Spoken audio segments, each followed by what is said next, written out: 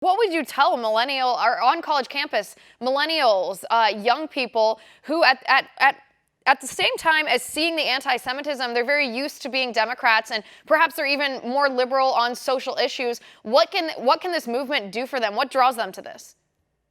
Well, this movement isn't about necessarily supporting Donald Trump. I mean, I'm on the Trump campaign. I support the president. You don't have to. You don't have to want to be a Republican. But if you're a Jew and you realize that the Democrats are simply taking the Jewish vote for granted, I mean, the most amazing response to JEXODUS has been all over the place.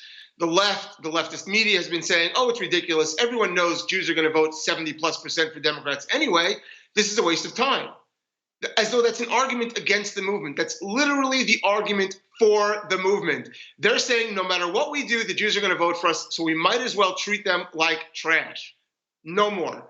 Enough exploitation. It's time for the Jews to say, you know what, we're Americans, and in this country, we're Americans first. But we have to protect ourselves against those who hate us.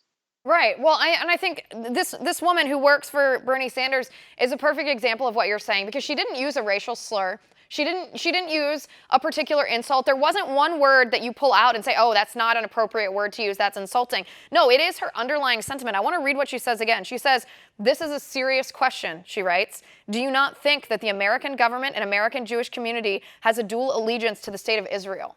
That is not, the underlying sentiment there is not ignorance. The underlying sentiment is not necessarily an insult. She doesn't need to apologize for the language that she used, because that's how she, in her apology, she said, I apologize for the language. It's not the language, it's the philosophy, the attitude, the underlying fundamental belief that Jews, because of their Jewish religion, their Jewish faith, cannot have allegiance to the U.S. Constitution or the United States of America. That is offensive.